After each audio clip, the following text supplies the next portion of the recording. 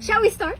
Yes. Yay! Well, welcome everybody to our sangria in the sukkah. Our ladies' night. So fun. Hag Sameach. So I first want to know, other than me, I know a few already, who grew up not celebrating Sukkot? So we have a little less than half. That's so interesting. Yeah, right? Who was building since they were 10? Building your own sukkahs. Who is decorating since they were 5? Amazing. And so who grew up in Israel doing Sukkot? So I can see who you are. Amazing. Okay, and then our American sukkah girls? Okay, New York? Okay. Oh, you go in the street in Israel, you see on the sides of the streets. I love the Because videos. not everybody has a balcony or something, so different Yeah. places are nice. Yeah. It's the best in Israel. So much fun. Every balcony or every That's community. Yeah, it's so cool. Amazing. Amazing. Okay, so we're going to do something a little bit different tonight than what we normally do. We're going to do story time in the sukkah.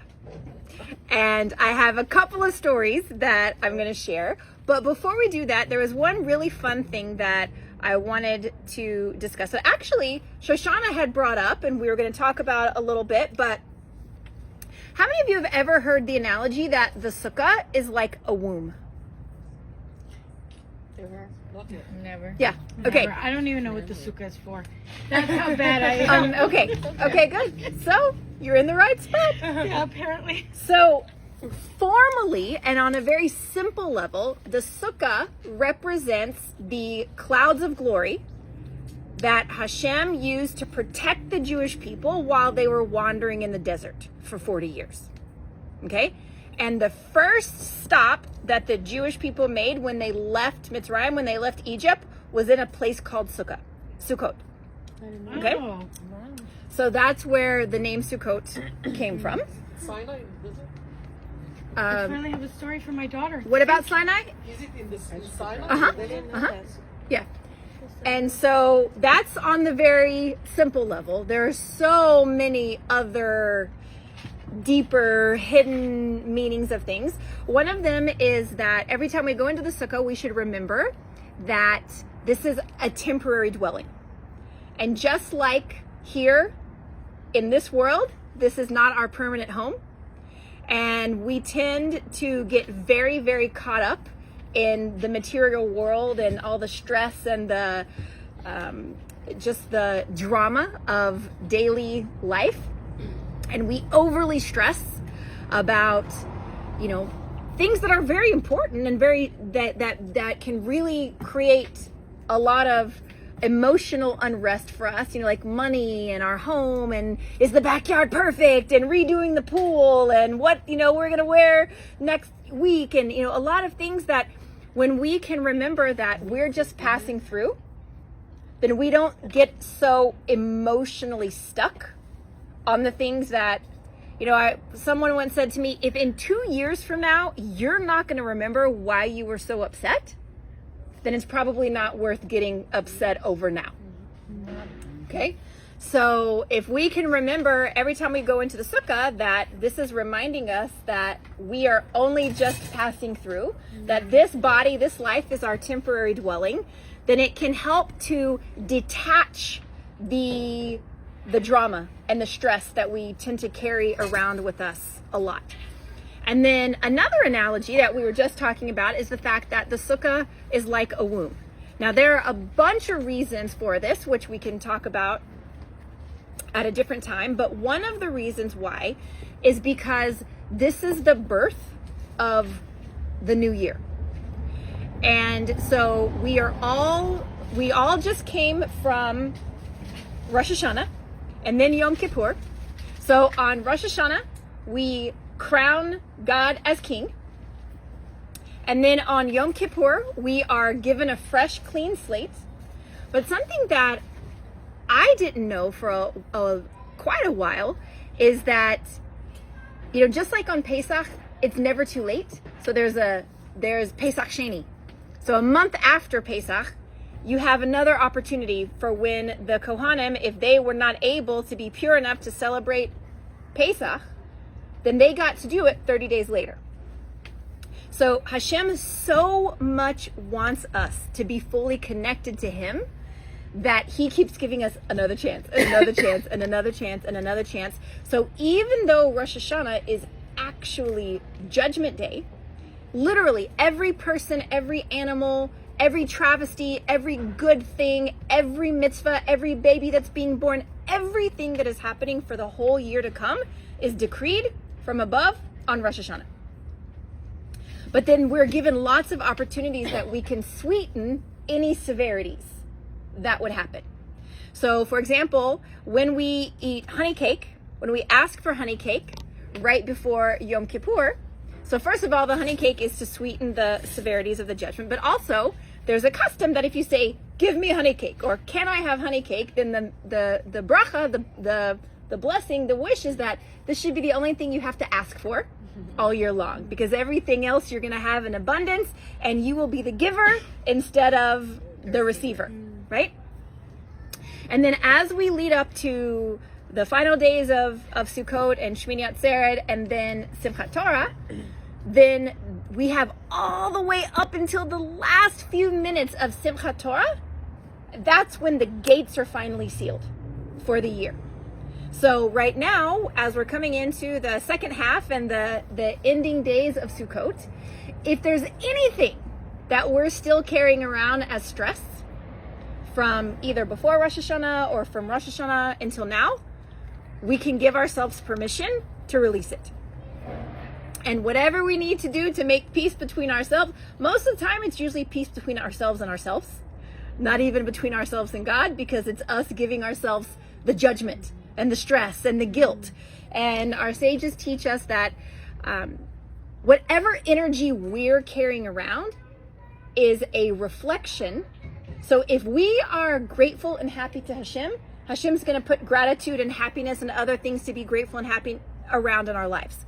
If we're carrying around guilt and stress and judgment and anger and all of those negative emotions, then that's what's going to be showing up in our lives over and over and over again. And there are a lot of old doctrines that come from days before, some Jewish, some non-Jewish, that create a very harsh relationship between us and our Creator. And some people grew up in very religious homes where there was a lot of judgment and a lot of severity, and so it chased people away. And then there are people on the opposite side where they grew up with zero connection to Judaism or to Hashem or to their Creator whatsoever, and so they just had a blank not knowing. There just were rumors and assumptions that it was very small-minded, very scarcity-driven doctrine and faith. And none of those things are true. And so for a lot of us, it's rewiring our belief systems and our mindset of what it actually means to be a Jew. Certainly what it means to be a Jewish woman, what it means to be a Jewish woman in today's world, and how we can be regal and how we can be completely filled with abundance and gratitude and kindness and joy, and not walking around second guessing our every move and afraid, am I doing it wrong, or what about this, and am I breaking the rule, and when that starts to go in our mind, how can you have any joy? How can there be any gratitude and any peace of mind and any space if we're constantly either mad or angry or full of blame or blaming God or blaming something else? And so a lot of our job right now, our avoda, is just cleaning all the toxic programming, cleaning all the toxic thoughts. So as we are going through this birthing process right now, and we're about to all be squeaky clean newborns, I just want to encourage all of us that if you ever start hearing that loop of doubt and judgment and toxicity, just say, bah! I'm not going there. I'm not doing this. And you know, the more you fight it, the bigger it grows. And the best thing that we can do is just switch the thought. Because if you fight it, it becomes an obsession. And then it grows bigger and bigger and bigger. But we just have to literally switch the thought. And one of the best ways that we can do that is just start focusing on gratitude. Just all the things in the world that we have to be grateful for. Like, oh my gosh, my pillow is in the exact perfect position right now. This is so good. Okay. Or, you know, my sangria has the best flavor ever. Or, wow, I didn't break that nail just now when I really thought it was about to chip. You know, the little things that we can find. Or I almost punched my husband in the throat and I didn't. Look at me. I'm so proud of myself. Not that I would ever do that, okay? Ever. But, or my kid, you know, swat him as he walks by. And I would never raise my voice. But you get the idea, right? So all of those little things that when we can just start to find the teeniest, tiniest things, even if you think, this is like not even a Jewish thing, who cares? This is so dumb. And it doesn't matter. The point is that when you can truly start to create that space around yourself and feel good about yourself, that's when your Jewish light starts to shine. That's when you truly start to be able to sit tall and stand tall and roll your shoulders back as a true daughter of the King. And what we have to remember is that Hashem loves every single one of us as if we are the only daughter of the King. That's how much you are loved. Now, if we didn't grow up with parents like that, that's like a hard visual to internalize.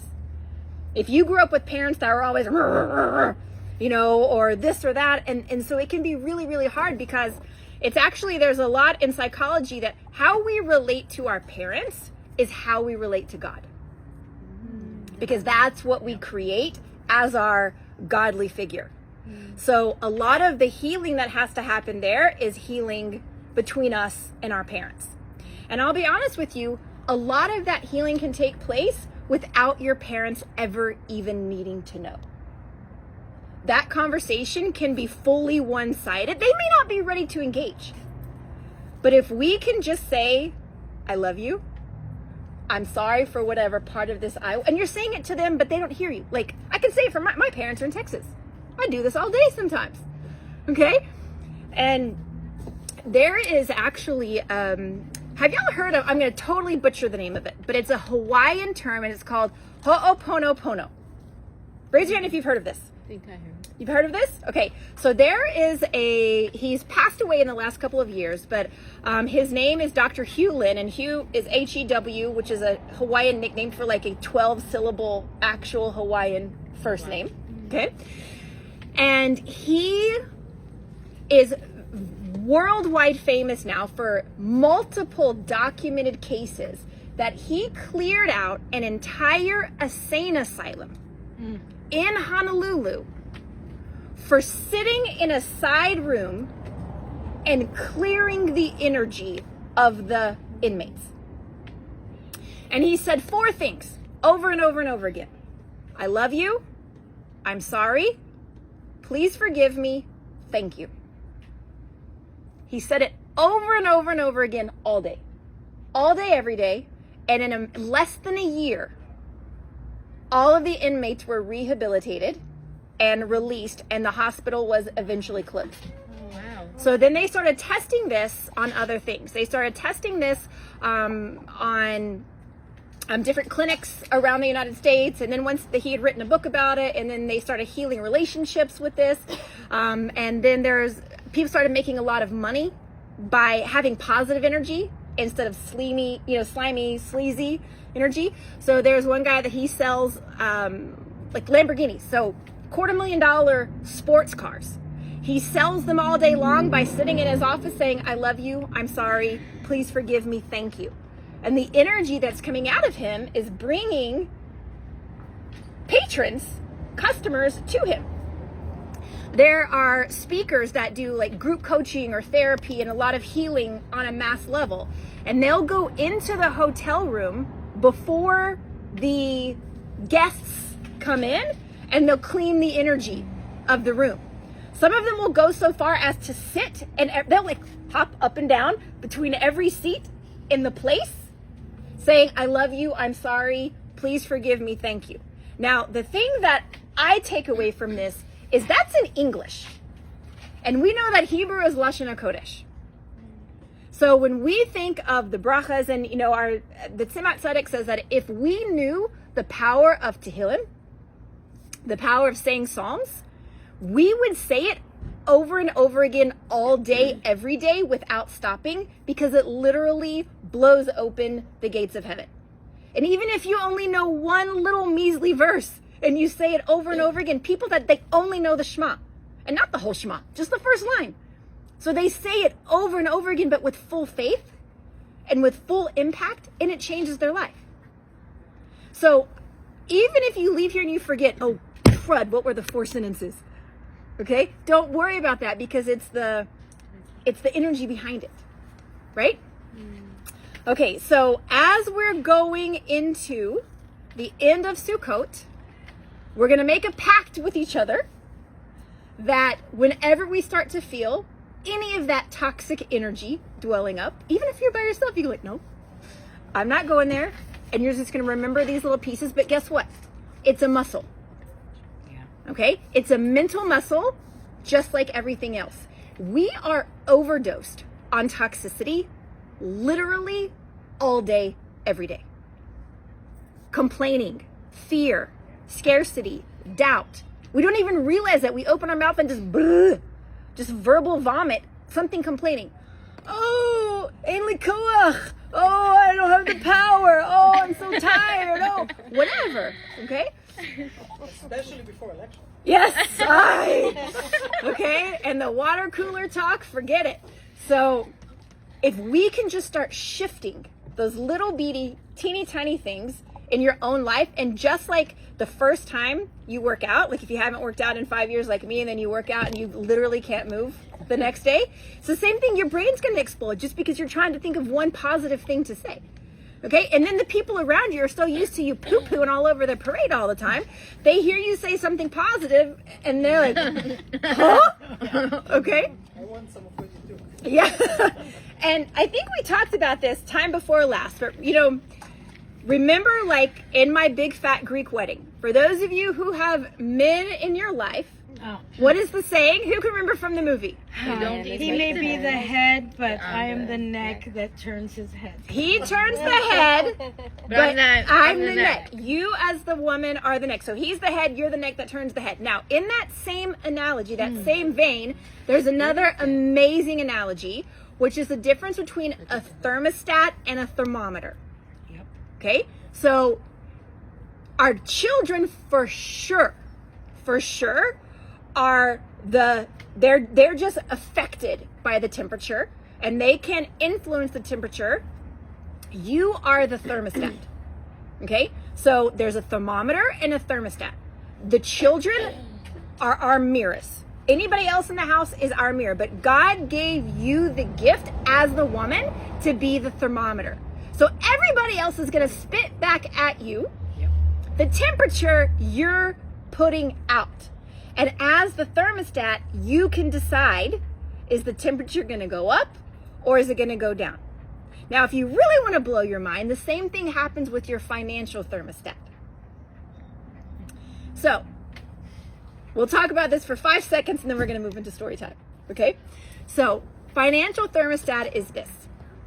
It is impossible to earn $100,000 if your financial thermostat is stuck on $30,000.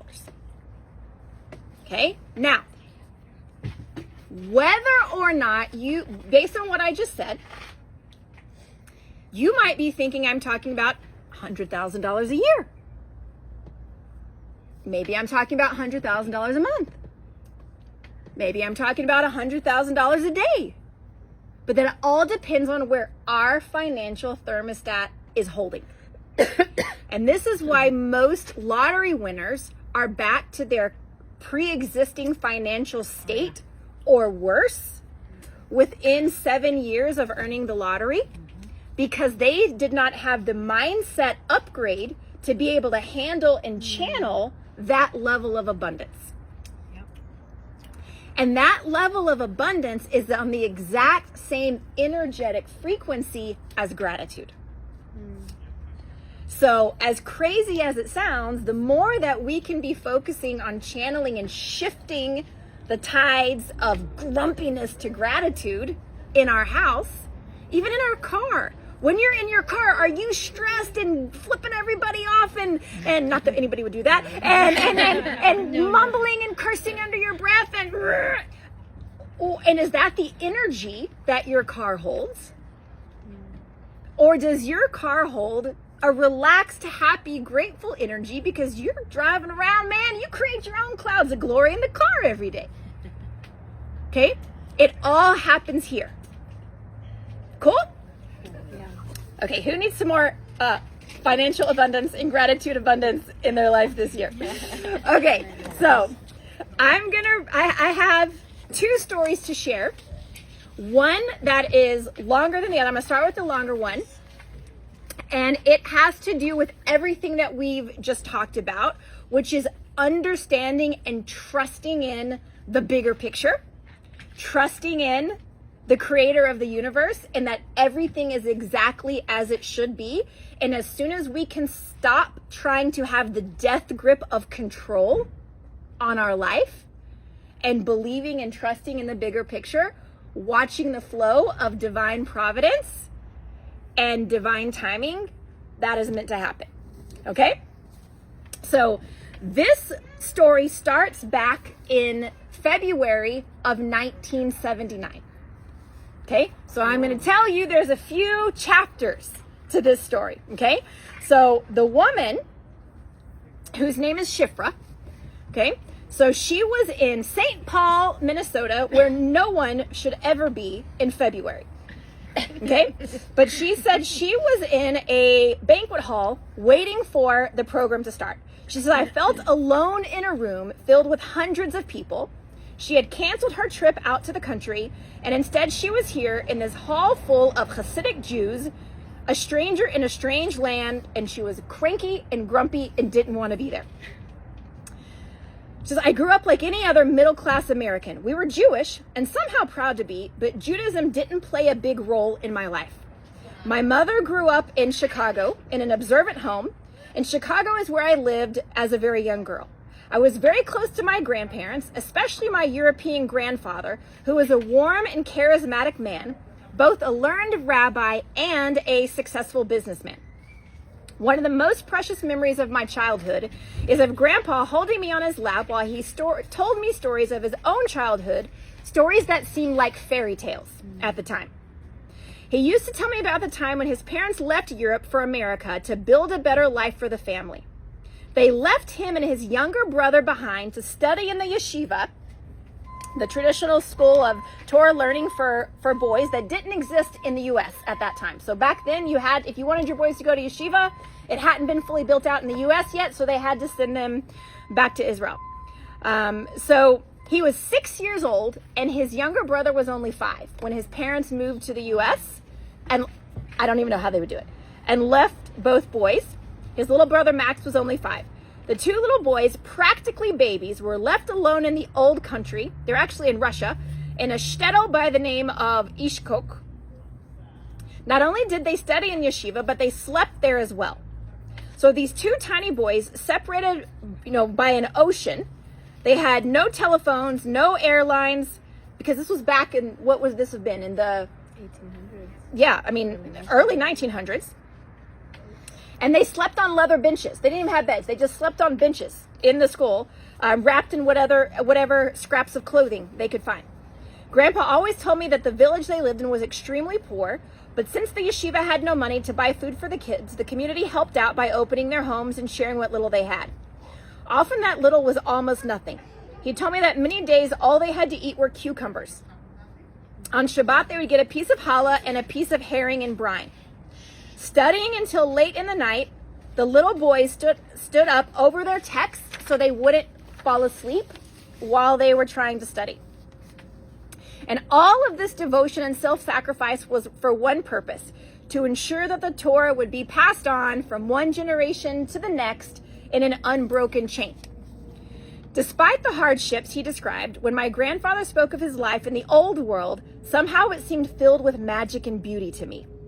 Although we moved to St. Paul when I was only 9, and I still saw my grandpa several times a year until he passed away when I was 19, by the time I was in college and living anything but a traditional Jewish life, I never lost my sense of love and connection to Grandpa or the old world he so vividly described. My grandfather's parents worked hard, and by the time he was 17 years old, they were finally able to save enough money to bring him and his brother over to America. So 12 years they went without seeing each other. I can't even imagine. He said, sadly, when he saw his mother for the first time after all those years, he didn't even recognize her.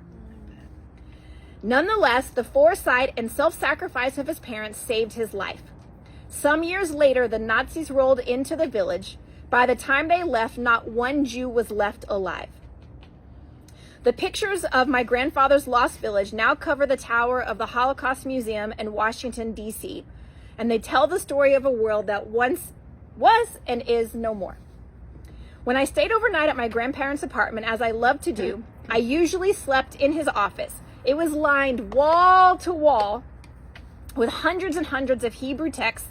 I was always curious to know more about what was inside those mysterious books. Grandpa told me that his collection was just a tiny fraction of the body of Torah writings. I was fascinated by the thought that any wisdom could be so vast, but nobody explained to me what all those books were about, and I often wondered what they could have to say that couldn't be said in fewer words. As a young child, I had an unquestioning belief in God, as almost all children naturally do. But even so, and even though I was passionately attached to my grandfather, the basics of Jewish law, things like keeping kosher, Shabbat, other mitzvahs, they seemed confusing and somewhat foreign to me. As I said, my teenage years were typical for America at that time. I went to college, debated philosophies, dated, had fun with my friends. I never forgot that I was Jewish, but the older I became and the more I was exposed to, the more my skepticism grew. Eventually, I came to define myself as an agnostic. Does everybody know what that word means? Agnostic? So, open to generic spirituality, but not connected to any one faith or religion. Okay? Certainly not anything Jewish, she says. I had a hard time believing that if there actually was a God, he could be interested in me or my life. And I wasn't very interested in learning more about the Torah, a document that included a complex set of dots and lines and do's and don'ts that I saw as burdensome and irrelevant in our modern times. Can anyone else relate to that feeling? Okay. I was far more attracted to Eastern spirituality, which seemed both delightfully mystical and conveniently undemanding. I became an East Asian studies major. I also studied Japanese karate and was excited by its discipline, its meditative and mystical qualities, and its mastery of body and mind. And so life went on. In 1973, my beloved grandfather passed away, and my grandmother followed him 2 years later. At that point, whatever little connection to our Jewish roots my family still maintained began to fade. I knew it was over one spring when I realized I didn't even know when Passover was, and worse, there was nobody in my family I could even call and ask. Then one day, out of the blue, my 15-year-old brother declared that he wanted to become observant. My reaction was, why? Judaism is beautiful, sure, but for grandparents, not for you. It belongs in its place, in its past, in the history, not in our real lives today. But my brother's Judaism, although he insisted on observing all the laws, was much more than simple do's and don'ts. As he began to study, he also began to introduce me to the wisdom that he found so compelling, the vast mystical world of Kabbalah and Hasidut. Although at first I listened just to be a supportive sister, I soon began to be intrigued by the things I heard. And the more I learned, the more intrigued I was.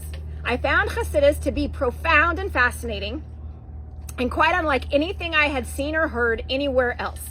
It seemed that Hasidus was able to explain some of the big questions of life, Those questions I had always been told could not be answered.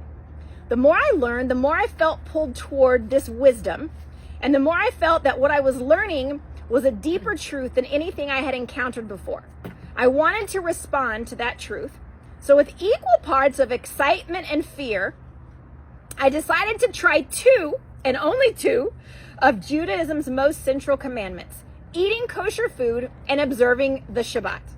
But it was a struggle. Even though I resonated more with the wisdom and truth than I sensed with the words of Torah and Chassidut, I really didn't feel at all ready for an observant life. I was cranky, I was resentful about it. It was simply too different, too demanding, and too foreign to anything I had ever known before. It was all the more foreign because living in Minnesota, hardly any of my friends were Jewish. Nothing about my lifestyle was Jewish. The more I learned and integrated, the more I felt acutely and painfully out of place. In addition, I felt that the kind of intimate, loving, trusting relationship with God that Chassidus described was too good to be true. How could I be sure that there was a God at all, much less one who would notice or care about me? So when the opportunity came to drive to the country that Friday night with some friends, something prohibited on the Shabbat, I was very tempted to go. But at the last minute, I decided to give the Shabbat one last try before I threw in the towel, and I said no. So there I sat that Saturday night, feeling that I had very little in common with the black hats who filled the room, but still curious to get one final glimpse into their mysterious, fascinating world. The white-bearded Hasidic rabbi was the guest speaker, and he was a disciple of someone they called the previous Rebbe, who was the 6th rabbi of Chabad. He was said to be a great tzaddik, a very righteous and holy man on the spiritual level of Moses himself. He was said to have had the power to do miracles and the divine insight to see into a person's soul. I was doubtful. His successor, who was living in Brooklyn, was the current spiritual leader of the global Chabad Lubavitch movement, and was said to have, if anything, even greater spiritual powers than his predecessor. The rabbi whom everyone gathered to hear, his name was Rabbi Solomon Hecht, and he lived in Chicago. He was known as a very talented speaker, and the small Hasidic community of St. Paul, Minnesota, had been trying to book him to come speak for a solid 10 years. So on the night she was there, he finally showed up for his magical appearance. His talk began. "I'm truly happy to be here," began the rabbi in a deep voice. "It's divine providence that I am finally here with you tonight, 10 years after your community has first invited me to come. In fact, it's no accident that we're all here together on this particular night." The Rebbe often quoted the Baal Shem Tov concerning the principle of divine providence, divine timing, godly timing, that everything is exactly for us at the exact perfect moment. He constantly emphasized that everything a person sees, he's meant to see. Everything he hears, he's meant to hear, and is meant to taught him a lesson about his connection to his Creator. He taught that whenever something happens that makes a particularly strong impression on a person, that person needs to be aware that his experience was custom created by God specifically for him in order to give him divine direction on his next steps in life. So, the rabbi concluded, "The fact that I'm here tonight together with all of you is surely significant." Divine providence, I mused to myself. That's an interesting concept. Could it be so true? If so, it might be divine providence that I didn't make it to the country and ended up here myself in this miserable, cold room. The rabbi continued speaking. He talked only of the Rebbe, telling stories of his life, stories that illuminated his greatness, his genius, his holiness, his kindness. And then he began a story that caught my attention. I was glued to my seat. At the time of the Holocaust, he said, we had a fund. We collected money to distribute to the desperate refugees that were left in Europe after the war. Mr. Samuel Broda, owner of a kosher meat packaging company in Chicago, was the president of our fund. Altogether, we managed to collect $180,000, a great deal of money at that time. Mr. Broida was delegated to take that money to Europe to help a group of refugees who had fled from Russia to a suburb of Paris. When he returned home, he told us that something had happened to him, something he would never forget. When I was in Paris, said Mr. Broida, I wanted to understand more about how these people lived through the difficult years of the war. So I began to speak to them. I spoke to older people, middle-aged people, young couples. Then at random, I approached a little boy of about 8 years old. I told him that I would be returning to America and that I would like to give him something special, something that he wanted very much. I wanted to give him a treat, something to make him happy. And I asked him what that might be. It was his answer that I will never forget. So we asked Mr. Broida, continued the rabbi, just what this child had said that was so unforgettable. He answered, you have to understand that these people had nothing at all. They were absolutely devastated by the war. I thought the little boy would ask me for shoes, clothes, food, candy, a suit, a hat, something. But I was wrong. He asked me for none of those things. Instead, he said to me, I want to have the merit to go to America and see the Lubavitcher Rebbe someday. I myself, continued Mr. Broida, I'm not a follower of the Rebbe, not at all. I've heard stories of the Rebbe, his miracles, the power of his blessings, his greatness, but I didn't really believe it. But this child's parents and grandparents were followers of the Rebbe. They came to Paris from the Russian town of Lubavitch, where the Rebbe had lived until some 30 years prior. And they lived close to the Rebbe until the war. Now this Rebbe lives in America, but his influence and reputation is so great that it hasn't diminished at all. How is this possible? How could it be for a starving human to ask for nothing but to go to America when he grows up and see the Rebbe? So Mr. Broida, this man that had been sit on the congregation, the delegation to take the money to the refugees, he said, if a Rebbe, 30 years after leaving a place, leaves that kind of impression, this is the kind of man I need to meet. I need to see him with my own eyes. I need to see what is this all about. So the rabbi that was giving the speech said Mr. Broida came back and asked him if he would take him to New York to meet the Rebbe for himself. This was 1947, just a couple of years before the rabbi passed away in 1950. The rabbi's health was very frail at the time. He'd been in prison and severely tortured himself by Russians. But because of his connection and this delegation and him taking the money, the Rebbe, even in his poor health, agreed to see and visit Mr. Broida, so he brought him in. He said, but then something even more amazing happened. A Rebbe, like any person who receives the confidence of others, never repeats a word of what happens. Like it's a code of honor. So when you go in for a private audience with the Rebbe, no one ever knew what was said unless you came out yourself and told. The secretaries were there, but they were had their lips sewn shut. They never said a word. So it was absolute, and the Rebbe himself never uttered a peep. Okay? But then, for this time, the only time it ever happened in the life of the Rebbe, he walked out and made a comment about what had happened in that speech. And these were the Rebbe's words. So the Rebbe said, Mr. Broida came in to me today. I asked him about his business, his community work. We talked, and when we were done talking, I asked him, and what are your children doing? He burst into tears and told me that of his 6 children, none were observant anymore. I promised him, continued the Rebbe, that he would have the joy of seeing his Judaism come alive again one day in his grandchildren. And I have often wondered since then, concluded the rabbi, what happened to the Rebbe's promise. Mr. Broida passed away years ago, and I don't know what happened to his family. But one thing I do know, the promise of a Rebbe is never made in vain. The speech was over, and I sat in my seat with tears pouring down my face. I knew what had happened to the Rebbe's promise. Mr. Broida was my grandfather. The rabbi that night began his talk with an explanation of divine providence, that there is no such thing as an accident, and nothing ever is. And though he was only in his 50s, this rabbi unexpectedly passed away just a few short months after that story took place.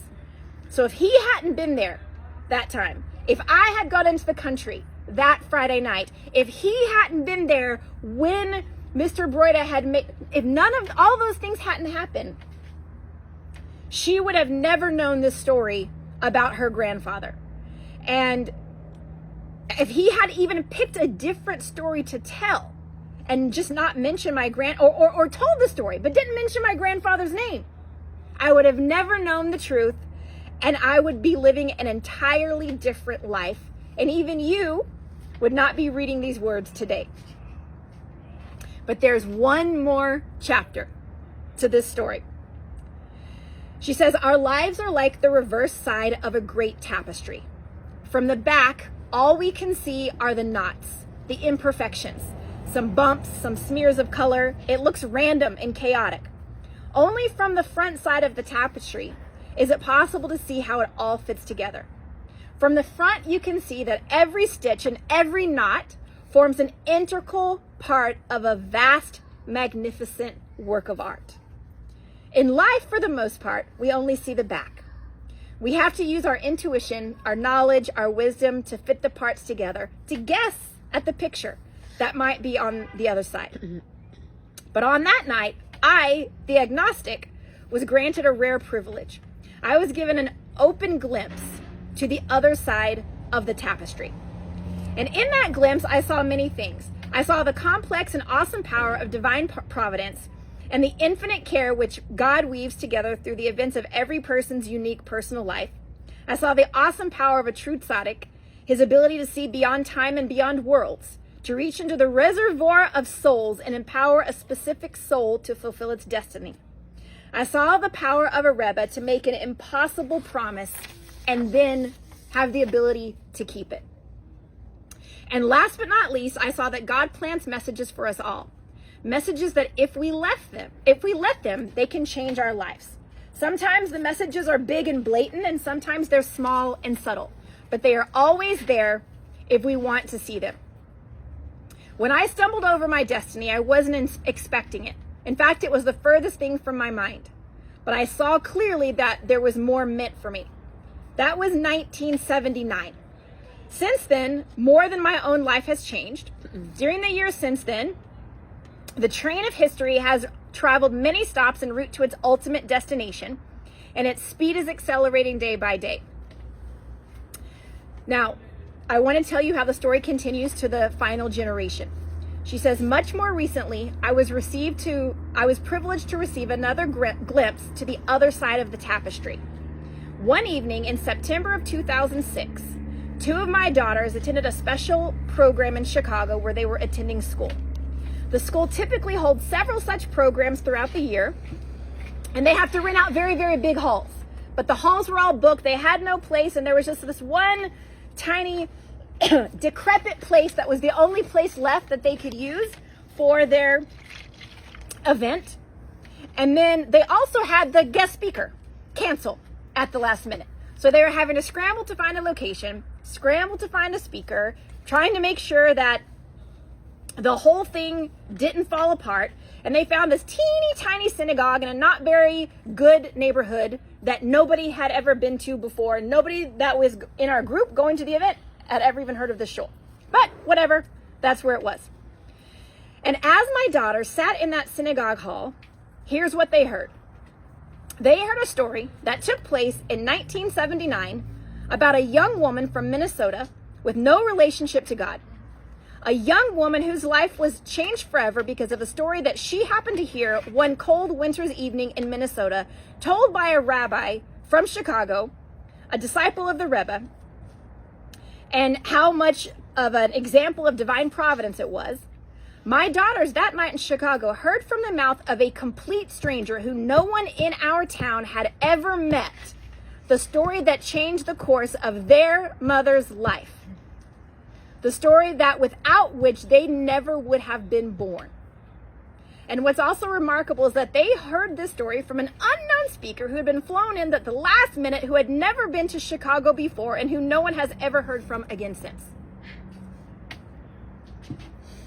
So, like her great uncle before her, they had absolutely no idea the stories that they chose to tell were turning the wheels of destiny. So the blueprint on the back of the tapestry teaches us to view the entire world as hanging perfectly balanced.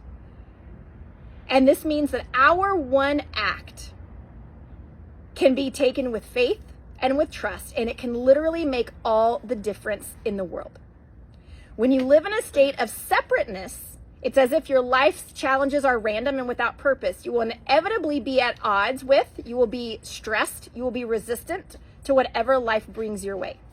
This state of resistance stops the flow, and it creates a stagnancy that makes things extremely difficult to change. But when you connect to the fundamental truth of this world, that you and all of the events of your life are part of the gigantic, ever unfolding tapestry, you and your life become one. Your mind will be clear, your heart will be open and serene, and the choices you make will be made with wisdom, with purpose, and with power. All because of the awareness that your choices are in harmony with your larger purpose, and doors will then fly open before you that you could have never seen before. It's not only that this will change your own life for the better, although it certainly will, but because each of our actions are part of the whole, this comic tapestry, as we move together toward our common destiny, each part of it will bring all of us safely home. Beautiful. So the pictures of the grandparents, if you care to see them from the shtetl, are over there. So it was a long story, but I thought it was worth it for Sukkot. And then the one last story that I'll tell you, which is only one page, you'll be happy to know. There's not even a staple. Okay? Is one that totally relates to all of us in the Sukkah right now. And this will be our grand finale. Okay? So this story is called The Sixth Dimension. And for all of you who like the Eastern philosophies, this is something that you can relate to very much. So the gal that is telling the story, her name is Nahamadina. She says, I was at the corner of Grove and Baldwin, just minutes away from my mid-afternoon coffee when they stopped me. Two boys in conservative but rumpled suits, big black hats shielding their faces from the sun. They wanted me to light a candle. But not just any candle. They wanted me to light a candle for God, to change the world, to bring perfection. Their speech was strong and annoying. I wondered if soon they'd tell me it was the key to wealth. She says, I said no. Those dang Chabadniks. She said, but I was searching for meaning all my life. I knew money was not the key. Even the city ads agreed. I needed more. Fulfillment, career, a sense of self-worth, a group of friends, a part in changing someone's life. And I got it all, but it wasn't enough. I was still wanting something deeper. And on that day that I saw them again, I knew I needed more. But I was prepared to give more community service, a more challenging God, but I was not willing to give a chance to God. I don't need God in my life. I live in this world, not in nirvana. I don't need ritual, repetitive cultish behavior to give color to my world. I certainly didn't need a plain white tea light to replace my lavender-scented pillar. I needed meaning. So I said no. And weeks later, they didn't give up on me, and they stopped me again. This time, they were carrying branches and fruit. Can you guess what time of year it was? They wanted me to wave them in the air and shake them like I just don't care. To shake them in all directions, for God, for world peace, for unity. What a ridiculous way of avoiding reality. I said no. But the next day, I said yes. I figured, what harm can come from a little foreign culture? So I shook the fruit. And there were no fireworks. There were no visions of God. No glow of accomplishment. Just like I expected. Extremely disappointing. But later that night, there was something different. Nothing big. Nothing I could quite put my finger on. Nothing I could articulate. Just a very slight feeling of good. So the next day, I waved the branch again. I repeated the strange syllables to the best of my ability, and I shook the fruit around. Not exactly sure I got the directions right, not exactly for world peace, but just to catch the same feeling from yesterday. Now, fast forward, I light candles every Friday night. I stopped putting milk in my chicken a la king. Chicken a la king. It's like a chicken casserole. She stopped putting milk in her chicken casserole. I read words of praise from a little book to God. What changed? Oddly enough, it hasn't changed the things I do. I still have my career, I still have my friends, I still volunteer at the women's shelter, but it's more. Nothing has changed. Nothing has changed in my 5-dimensional world, but I have discovered a 6th dimension I never knew existed. I never would have believed it if I heard it. Reading about it wouldn't have helped. Sound can only be understood in the context of other sounds. Not until I shook the branch and waved the fruit could I have reference for that dimension. And not until I began doing more could I really feel its presence.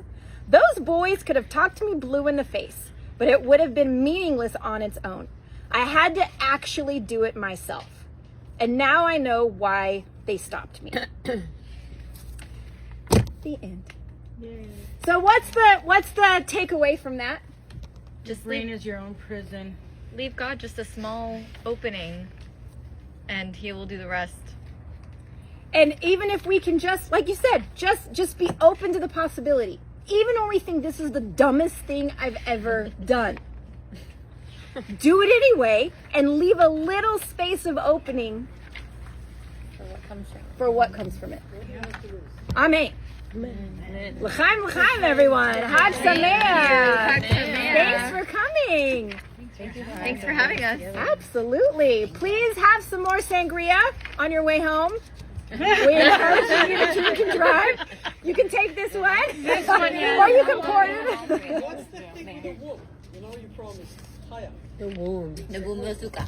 Oh, we talked about it. We talked about it a little bit. We didn't talk about it a lot. Your sangria hit the spot. Amazing. So sangria, it's encapsulating us like a womb.